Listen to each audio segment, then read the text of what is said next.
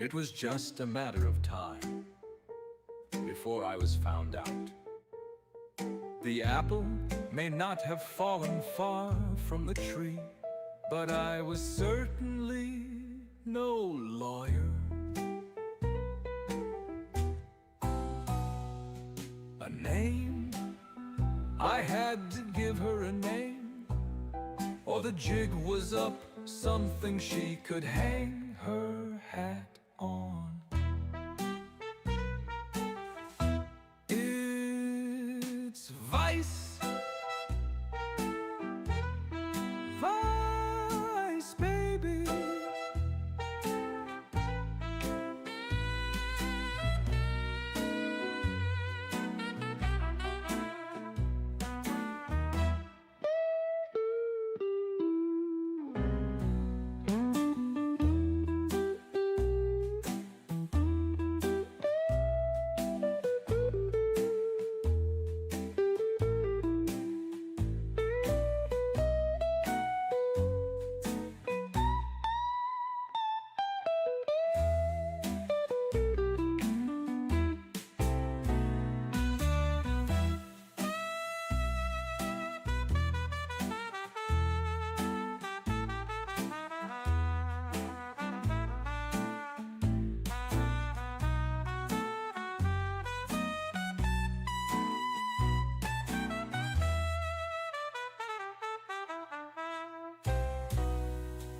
It's Vice,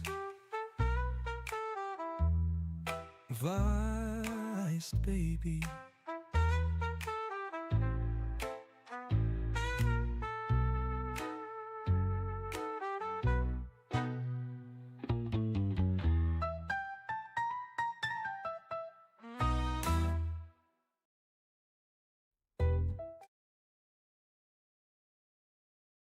Wow, I was muted for a second. Good morning, good afternoon, good evening, everybody. How you guys doing? Hopefully, you guys had an awesome Saturday or Sunday, wherever you are. Mine wasn't too bad. Was not too bad. Uh, eh, whatever. Oh, let's see. Let's see who's here, real quick. We got the throne is mine. How are you doing? Good to see you. Good evening. A little early. Yep, you still are. Well, you were. And Emil, how are you doing? Good to see ya. And Digger, how are you doing? Hopefully you had a good Saturday. Oh, so we'll be reading Believe Evidence by Megan Fox. The death of due process from Salome to hashtag Me Too. Here's your little trigger warning. Everything. There you go. Megan Fox doesn't give a fuck. There's your trigger warning. So, you guys know the drill. I'll read two chapters. I will stop in between the first and second chapter that I'll read. I'll catch up on chat and all that fun, good little stuff. And then we shall say goodbye after I read the second chapter. Sun is setting, so Sabbath is over. I saw you were alive, so I'll listen and lurk. Great book choice. Thank you, Digger. And hey, I lurk when you read Prepare by Steve Gosling, so there you go. Good stuff. Good stuff. Okay, so itchy neck, but without further ado, let us begin.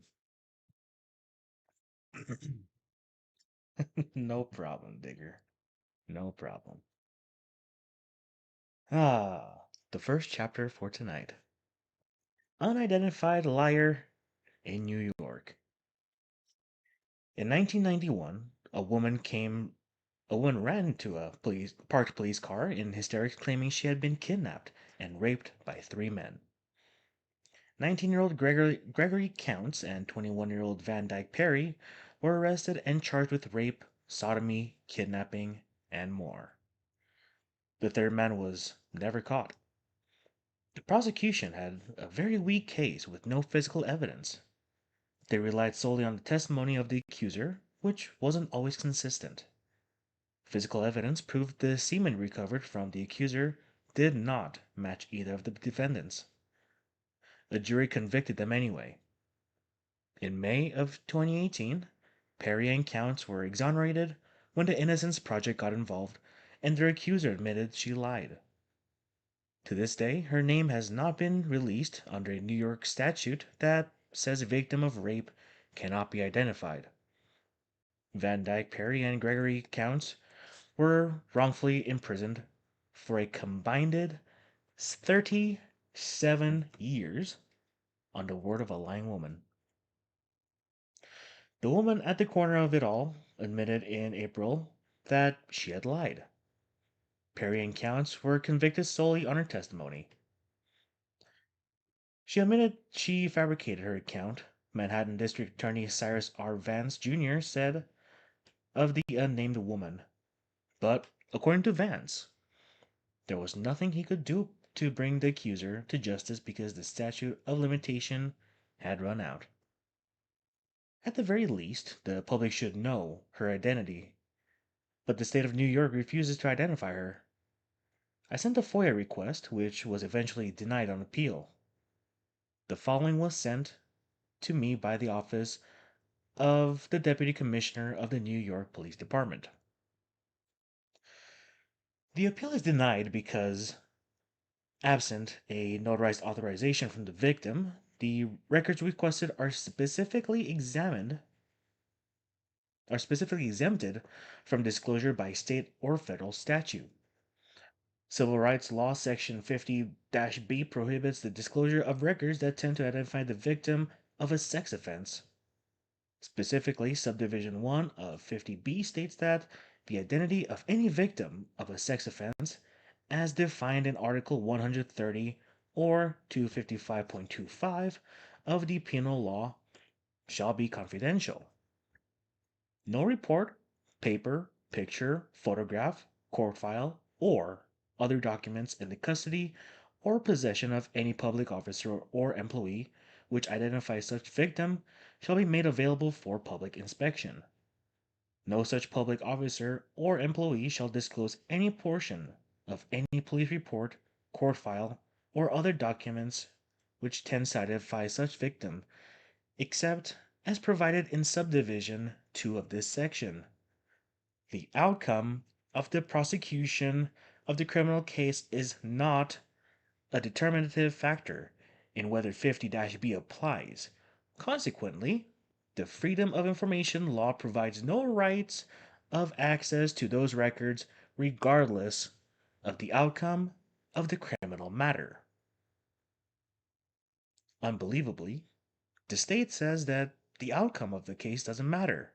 So, if a victim of a rape turns out to be the perpetrator of a fraud, nothing happens to her. I also asked for any documents showing police had charged her with filing a false police report, but received nothing in return. Very few people who make false allegations ever face any consequences that would make the next person think twice before trying it. Elizabeth Coast accused her neighbor of sexually assaulting her with her parents when her parents caught her watching porn. The neighbor's boy did 4 years hard time before she decided to confess that she lied. Her punishment was 2 months in jail, served only on weekends. Brianna Harmon got no jail time in Texas for falsely claiming that she was raped by 3 black men. While there were no men arrested for the hoax, it stirred up a racial hatred which can have serious consequences. In Christine Blasey Ford's case, she got $1 million for her efforts to destroy Justice Kavanaugh. Sources say she's busy planning more renovation on her house, perhaps a third front door to go with the second front door she claims her alleged encounter with Brett Kavanaugh inspired her to install. Julie Swetnick, the woman who accused Kavanaugh of facilitating gang rapes, and drugging girls has also not faced any consequence, nor been charged with lying under oath, even though she admitted that she claimed happened in her sworn statement did not happen. In the sworn statement, Swetnick said, I also witnessed efforts by Mark Judge, Brett Kavanaugh, and others to cause girls to become inebriated and disoriented so they could then be gang raped in a side room or bedroom by a train of numerous boys. I have a firm recollection of seeing boys lined up outside the rooms at many of these parties, waiting for their turn, with a girl inside the room. These boys included Mark Judge and Brett Kavanaugh. Then she was interviewed by NBC News, and she contradicted, yeah, contradicted her own statement. Instead of saying she saw lions, she then said she saw them huddled by doors, but didn't know what was going on inside the rooms. She also changed her story on her allegation that Kavanaugh was spiking the punch with drugs. I came aware of efforts by Mark Judge, Brett Kavanaugh, and others to spike the punch at the house parties I attended, is what she said in a written statement. When questioned by NBC, the story changed. So she went from claiming he facilitated the drugging of women to he handed out red cups and I do not know what he did. Lock her up. Based on other cases similar to this one, obviously nothing will happen to her except she might get a book deal and $1 million in GoFundMe campaigns. Smarmy lawyers cooking up damsels in distress to hurt famous people is an old trick that should never be allowed in our justice system. Any lawyer who finds women and often pays them to accuse a public figure should lose his or her law license. Alan Dershowitz, constitutional lawyer, was also falsely accused of sexual misconduct with a minor by dis- disreputable lawyers. He wrote an article in the Wall Street Journal in 2012 about his harrowing experience.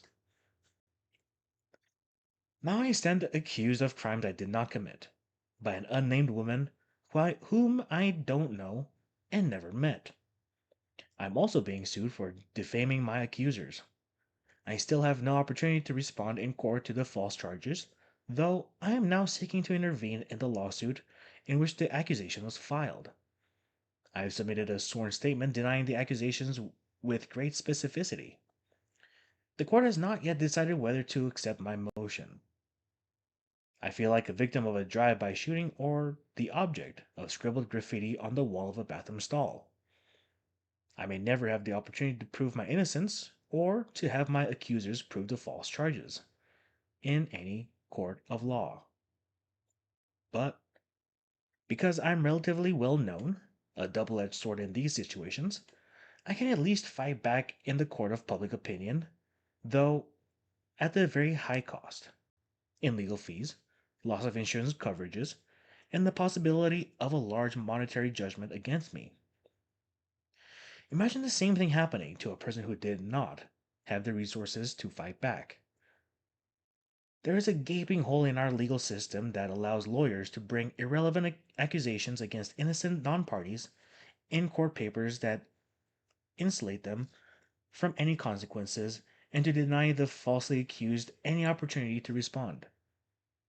The law must be changed to shatter this hall of mirrors I face and others might. There must be consequences for those who file accusations with no offer to prove them and no legal responsibility if they are categorically and disprovably false. Dershowitz didn't get justice until 2016 when the lawyers involved admitted they made a mistake and they withdrew the false claims. Every single time an election is upon us, Gloria Allred and her dead-eyed spawn Lisa Bloom, and more recently, creepy porn lawyer Michael Avenatti, appear with some women to accuse the Republican in the election of groping or other sexual misconduct. They offer no proof, just allegation and insinuation. And every time this happens, Democrats want us to believe it's true, while the media reports it as fact at the bidding of their Democratic overlords. The All Red Demons have done this to Herman Cain. Can't have the uppity black man rise too high in the Republican Party. Bill O'Reilly and Donald Trump. She found four women to climb out from under the rocks to accuse Trump of stupid things like he invited me to dinner and tried to kiss me. In every case, the women's story accounted to nothing but failed come-ons, each one admitting that they were able to walk away without Trump stopping them. Some predator. I don't think any of them were telling the truth. In Summer Zervos' case, her own family came out to the press to say she's a habitual liar and dying for attention. Lisa Bloom also represented Kathy Griffin when she made the terrible life choice to behead the president for a photo shoot. And strangely, Bloom also took known woman abuser Harvey Weinstein on as a client for a short time. It was funny to watch her expose her partisan beliefs so clearly by taking him on as a client. It seems Bloom only cares about victims of Republicans. If a Democrat does the victimizing, one of the all red bloodsuckers are happy to help. The appearance of all red twins during the tense political battles is something that can be counted on like the rising of the sun. Or Broward County finding an extra 100,000 ballots several days after any election that will ensure a win for Democrats. I think it's a sure bet that creepy porn lawyer Michael Avenatti was going to be a part of this demonic duo, doing his part to bring Republicans down with horse faced women, until he was charged with domestic violence and crawled back under the rock from which he came. I feel certain he will resurface at some point. What's also certain is that none of the women who come forward with false allegations will be punished in any way, even if they are proven liars. Instead, they go on to write books, raise money on false pretenses, or go on stripping tours to make America horny again, like Stormy Daniels, the porn star accuser of Trump's, actually did. And that concludes the the first chapter for tonight. Anything coming? Nope. Awesome. Any new chant? Let's see. Negative. Sweet. This might be a very short stream, looks like. Which I do not complain. So, with this second chapter, we will end on a happier note, I guess you could say. Juanetta Gibson. Brian Banks was a rising football star at age 17 when his life was abruptly flushed down the toilet by a double crossing tramp. Banks had been on his way to the high school guidance counselor's office to talk about college when he bumped into Juanetta Gibson and took a detour with her under a stairwell for a little kissing. According to Gibson, he dragged her under the stairs and raped her. Despite no physical evidence of rape, Banks' lawyer advised him to plead no contest, probably because the lawyer was lazy and didn't want to do any real work. Banks expected to get no more than 18 months, but caught a judge in a bad mood who sentenced him to 6 years. Banks had always dreamed of being in the NFL. After his sentencing and false imprisonment, he never gave up on his dream and continued to train. He served all 6 years. Meanwhile, Gibson sued the school district for her rape and won a how much? $1.5 million settlement. Fortunately for Banks, she was dumb enough to friend him on Facebook after he got out of prison and admitted to lying. He got her on camera confessing that she lied, but she would not agree to tell the prosecutor for fear of losing her payout. After showing the records to prosecutors, Banks was exonerated. Unlike most other falsely accused men, Banks' story has a happy ending. In 2013, Banks was signed with the Atlanta Falcons, and his dream of playing in the NFL came true. He only got to play in 4 games before being released, but He was then hired by the NFL to work in the Department of Operations. Around the same time, the school district sued Gibson and won a $2.6 million judgment. It's one of the rare examples when justice stepped in and won the day. If only all lying vixens faced the same sort of consequences. And that was the 2 chapters of Believe Evidence by Megan Fox, The Death of Due Process from Salome, to hashtag MeToo.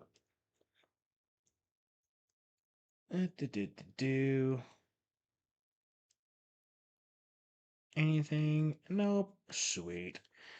But I think this was one of the first times we ended on a good note, which is always nice. So, with this, we have 1, 2, 3, 4, 5, 6 chapters, then conclusion, acknowledgments about the author, and notes. And we'll be done for the day. Or done with the book. Sorry, excuse me. But, hey, thank you all for tuning in. Let me set up a redirect real quick. And on the what's it called? The top of the chat, I have pinned the Amazon link where you can get your own copy of Believe Evidence. So please consider buying one and to support Megan, our dear friend of the channel, and our dear friend on YouTube in general. Let's do redirect.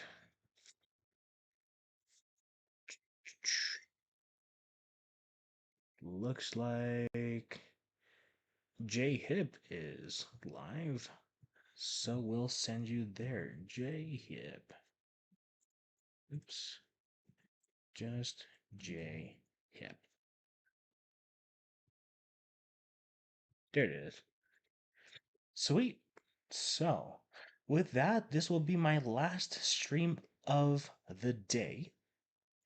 Thank you all so much for being here. I really appreciate you guys. Please, on the way out, consider hitting the like button and hopefully the subscribe button as well. It is free. It will be greatly appreciated. And if you are already subscribed, please double check that you still are, because YouTube will randomly kick people out. But with that, ladies and gentlemen, I hope you guys have a beautiful morning, evening, night, wherever you are. Stay beautiful, stay lovely. I love you guys, and I will see you later. Bye bye.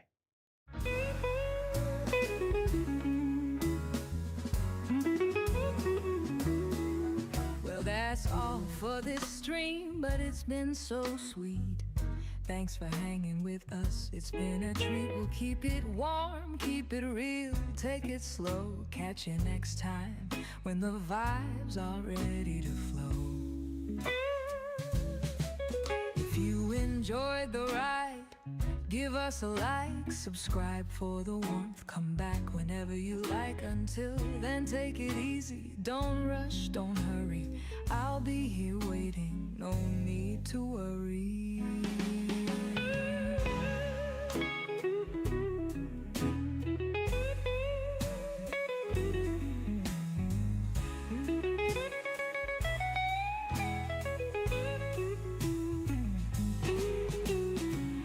Vice, baby, always by your side. Stay cozy, stay calm, let the good times ride.